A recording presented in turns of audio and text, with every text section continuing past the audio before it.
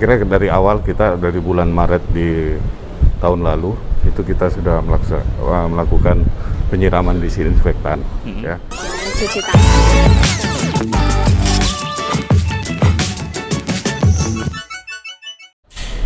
Oke, assalamualaikum warahmatullahi wabarakatuh. Bertemu lagi dengan saya Ardiansyah Hendartin pada program Halaman Kebiasaan Baru Harian Fajar. Kali ini saya bersama dengan PLT Dinas Pemadam Kebakaran Makassar, Pak Hasanuddin. Nah, kali ini kita melihat apa saja sih kontribusi tim pemadam kebakaran di dalam melakukan penanganan pandemi di Makassar. Nah, yang kita tahu kan pemadam kebakaran itu kan identik dengan apa? Kalau ada kebakaran, damkar turun ke jalan. Nah, banyak mungkin yang kurang tahu kalau di balik perjuangan Pemkot Makassar menekan angka laju pandemi di Makassar itu ada perjuangan teman-teman dari tim Dinas Pemadam Kebakaran. Tapi di samping saya sudah ada pelaksana tugas Kepala Dinas Pemadam Kebakaran Makassar, Pak Hasanuddin. Selamat siang, Pak Hasanuddin. Selamat siang. Baik, Selamat Pak. siang. Pak Hasanuddin mungkin bisa menjelaskan Pak Hasanuddin apa sih tugas-tugas pemadam kebakaran ini dalam menekan angka laju pandemi, terutama dalam melaksanakan program disinfektan di Makassar. Baik, saya kira dari untuk penanganan tindakan apa saja untuk mengurangi atau menekan pertumbuhan COVID-19 ini, ya. Saya kira dari awal kita dari bulan Maret di tahun lalu itu kita sudah melakukan penyiraman disinfektan, ya. Terutama awalnya itu kita mencoba mengawali di tempat-tempat kerumunan, ya, atau di tempat fasilitas umum yang kita mulai dari bulan Maret yang lalu, ya, tahun lalu di tahun 2020. Begitu kasus pertama di Indonesia itu di awal bulan Maret, ya, yang begitu kita dengarnya, kita sudah merancang untuk penyiraman disinfektan. Nah, tentunya ini kita berkoordinasi dengan ID Makassar, ya. Bahan-bahan apa saja yang bisa digunakan untuk penyemprotan disinfektan ini. Kita direkomendasikan dari ID Makassar itu berupa terkhusus luar ruangan, ya. Terkhusus luar ruangan itu dilakukan oleh damkar. Itu kita menggunakan disinfektan yang berbusa, yang punya busa. Ya, tentunya di sini deterjen yang kita gunakan, dan ditambahkan campuran klorin awalnya. Ya. Berjalan dan sampai saat ini pun juga kita masih memprogramkan penyiraman disinfektan. Yang kita sudah lalui itu dalam mendukung juga program Pak Wali Kota Makassar Recover ini, kita mencoba di awal itu kita mencoba menyiram disinfektan yang kebetulan juga memasuki bulan suci Ramadan. Nah, kita masuk ke masjid-masjid yang alhamdulillah kemarin kita dari awal bulan Ramadan itu hingga salat Id, di salat Idnya itu sejumlah 700 sekian, hampir mendekati 800 sekian masjid. 800 sekian masjid. Ya, yang kita utamakan ini masjid-masjid yang masuk di lingkungan-lingkungan. Ya, saya kira itu yang rawan masjid-masjid yang di sekitaran lingkungan. Nah, itu kita masuk di situ penyiraman hingga sampai dengan untuk pelaksanaan Id kemarin. Nah, setelah itu ini di saat sekarang ini kita mau memasuki adanya kebijakan pemerintah untuk sekolah tatap muka, ya, diberlakukannya di bulan Juli nanti. Nah, kita mencoba masuk di penyiraman disinfektan itu di sekolah-sekolah. Yang ini insya Allah kita awali besok, ya, kita awali besok tanggal 17 Juni. Yang kita targetkan itu yang ada sekolah yang tersebar di Kota Makassar itu kisaran berjumlah 900-an sekitar begitu. 400 di SD, baik itu swasta maupun pemerintah, sekolah negeri. SMP itu ada berjumlah mendekati 200 sekian, 200 sekian, dan SMA pun juga sekitar begitu. Jadi yang kita masuk ini di sekolah-sekolah, terutama di selasar, fasad, ya, tiang-tiang sekolah, dan sekitarannya, halamannya. Kalau untuk masuk di kelas, itu saya kira menggunakan alat disinfektan yang spray. Kalau kita di damkar ini menggunakan selang pemadam, ya, nozzle pemadam, yang bisa kita atur spray showernya. Saya kira untuk di luar ruangan, saya kira kita bisa kalau untuk dinas pemadam. Kalau di dalam ruangannya itu saya kira dinas terkait yang masuk ke dalam untuk menyiram disinfektan. Lagi pula bahannya berbeda. Ya. Nah, kalau kita gunakan itu berupa deterjen. Deterjen. Yang berbusa, yang kalau menurut IDI, ya, menurut IDI itu busa ini mampu bertahan hingga beberapa menit, ya, bahkan sampai dengan 5 menit baru bertahan di kepulan busanya itu. Begitu menurut dari dokter ini. Terus ini Pak Kadis, ini kan wilayah Makassar kan terbilang luas Pak Kadis. Ini bagaimana cara dinas pemadam kebakaran mensiasati membagi waktu antara ketika ada terjadi kasus kebakaran dengan menerjunkan tim saat melakukan penyemprotan disinfektan. Kalau boleh tahu Pak Kadis, ini ada berapa sih jumlah personil yang disiapkan untuk melakukan penyemprotan disinfektan, dan ada berapa armada yang disiapkan Pak Kadis dalam melakukan penanganan penyemprotan disinfektan ini Pak Kadis? Saya kira kalau untuk kesiapan anggota menghadapi terjadinya kebakaran, saya kira memang itu tugasnya, ya. Kita bisa membagi bagaimana tugas-tugas kebakaran, penanganan kebakaran, dan di mana di saat luang seperti ini kita manfaatkan untuk yang berguna buat warga. Apakah itu penyiraman disinfektan, bahkan juga ada kita menangani penyelamatan di sini. Jadi selain pemadaman, kita juga ada penyelamatan di sini. Bahkan kasus penyelamatan ini jauh lebih besar dibanding kasus kebakaran setiap tahunnya. Seperti itu. Kalau untuk penanganan ini penyiraman disinfektan itu kita bagi karena dalam di Mako ini yang jaga dalam satu hari itu berjumlah 75 orang. Ya. Yang kita siapkan itu per regu. Di sini ada 3 regu dalam satu peleton yang jaga hari ini, satu peleton 3 regu. Yang satu regunya ini kita siapkan memang untuk pemadaman. Kalau pemadaman kan kita lihat situasinya dulu.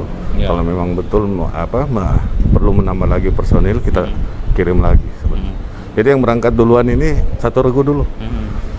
Setelah melihat lokasi, kalau memang bisa diselesaikan dengan satu regu itu, tidak minta bantuan, kita tahan untuk luncurkan anggota ini.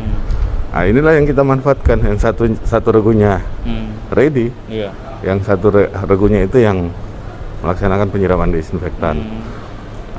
Berjalan terus setiap harinya seperti itu. Yang kita jadwalkan, sebelumnya kita jadwalkan bahwa dalam satu hari ini ada berapa sekolah yang kita siram. Seperti yang kita laksanakan besok ini, kita sudah siapkan dalam seharinya itu 21 di pagi hari, 21 sekolah itu di sore hari. Saya kira hanya membutuhkan waktu dalam satu sekolah itu cukup dengan 15 menit, saya kira sudah bisa. Jadi dalam satu armada itu bisa mengcover 3 sekolah. Satu armada itu bisa 3 sekolah. Kita sesuaikan dengan sekolah-sekolah juga. Jadi satu armada itu kapasitas berapa? Yang kita siapkan untuk penyiraman disinfektan untuk sekolah-sekolah ini itu 8.000 liter. 8.000 liter. Ya, 8.000 liter yang saya kira dengan menggunakan campuran disinfektan, itu bisa mengcover 3 sekolah. 3 sekolah. Itu sudah masuk dengan selasar, fasad, tiang-tiangnya, pekarangannya, dan pagarnya. Terutama yang bagian gedung yang sering dikena atau kena jari orang, seperti kayak tiang sekolah, tempat duduknya, yang kecuali dalam ruangan, dalam ruangan itu lain lagi ya, peralatan seperti itu. Terus ini Pak Kadis, kalau di pemadam kebakaran kan ada call center-nya. Nah, ini kita bekerja berbicara program disinfektan ini, Ya. bagaimana bentuk koordinasi di Dinas Pemadam Kebakaran dalam melakukan program disinfektan? Apakah warga juga dilibatkan? Kalau misalnya warga ada yang ingin Ya. rumahnya disemprot disinfektan, atau ada wilayahnya Ya. yang mungkin sangat darurat atau Ya. ingin disemprot disinfektan, itu bagaimana bentuk koordinasinya? Apakah Baik. langsung ke warga atau Ya. mungkin berkoordinasi di kecamatan Ya. atau mungkin ada? Saya kira di saat ini kita berkoordinasi dengan para master Ya. yang terkhusus menangani Makassar Recover ini. Kita berkoordinasi begitu ada permintaan dari para master, Ya. dan drone-nya saya kira melalui drone, setelah itu ke masternya. Masternya itu menyampaikan ke kami bahwa ini wilayah yang di klaster, Iya. ya, bahwa apalagi yang sekarang ini terbentuk tim Covid Hunter. Covid Hunter. Iya. Tim Covid Hunter ini termasuk masternya menghubungi kami bahwa lokasi ini akan diklaster Iya. karena terdapat adanya kasus pandemi Covid di situ. Setelah itu kita turun menyiram, tentunya kita dibekali dengan peralatan APD. Kita menyiram disinfektan, tinggal menunggu petunjuk lagi. Jadi kita berkoordinasi dengan para master yang ada di yang tersebar di 15 kecamatan. Saya kira kalau yang terkhusus Damkar ini kita mengcover 14 kecamatan karena satu kecamatannya kan di pulau. Nah, seperti itu, kita koordinasi dengan para master yang kita intens turun ke lokasi itu. Tergantung Kalau permasalahan. khusus sekolah, Pak Kadis bagaimana besok? Saya kira kita berkoordinasi dengan pendidikan? Dinas Pendidikan, ya, bahkan daftar nama-nama sekolah kita sudah diberikan, tinggal kita mengaturnya. Yang nantinya akan kita berikan lagi kembali ke para master bahwa hari ini tanggal sekian ini akan disemprot disinfektan di wilayah kecamatan itu. Nanti teman-teman di master di drone untuk menyampaikan ke sekolahnya. Ya, ataukah mungkin dari Dinas Pendidikan juga kita berkoordinasi, yang dari Dinas Pendidikan itu menyampaikan ke para sekolah. Seperti itu, para kepala sekolah. Terus ini Pak Kadis, kita berbicara ruang aktivitas di ruang publik atau ini kan Makassar kan menjadi pusat kawasan perekonomian. Ini bagaimana program Dinas Pemadam Kebakaran dalam meminimalisir angka pandemi dengan melakukan disinfektan di ruang-ruang publik, misalnya di Pantai Losara atau di pasar? Ada tidak agenda-agenda seperti itu? Tetap itu kita lakukan, kita lakukan seperti itu, di mana kita menyelesaikan juga di waktu-waktu luangnya anggota. Ya, saya kira ya seperti inilah suasana kita di kantor, ya, banyak waktu luang dan mereka bekerja kalau memang terjadi kebakaran atau penyelamatan. Di waktu-waktu luang inilah yang biasa kita gunakan, apakah itu mereka berlatih sendiri, kalau tidak ada giatnya, ada bahan disinfektan, ya kita menyiram di fasilitas umum. Ya, saya kira tanpa koordinasi lagi, kalau fasilitas umum ya, tinggal via telepon saja. Anggaplah di Pantai Losari ada UPTD-nya, tinggal kita akan mau menyiram di situ, seperti itu. Termasuk di fasilitas termasuk di yang biasa digunakan jogging track.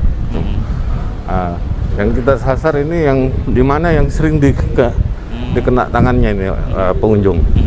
Seperti itu. Kalau di kawasan perkantoran sendiri, Pak? Perkantoran saya kira kita pernah juga programkan. Ya, begitu ada kasus yang terdampak di situ, kita dihubungi, kita turun menyiram. Bahkan untuk pencegahannya pun juga sama seperti di fasilitas umum, kalau memang tidak ada kegiatan, saya kira kita isi dengan penyiraman disinfektan itu. Mungkin Pak Kadis ada mungkin pesan-pesan kepada pemirsa penonton YouTube Harian Fajar Official. Baik. Apa saja sih langkah-langkah yang harus dilakukan masyarakat kita supaya senantiasa menjalankan prokes dengan ketat? Betul. Seperti himbauan Pak Wali mungkin yang 5M, Pak Kadis.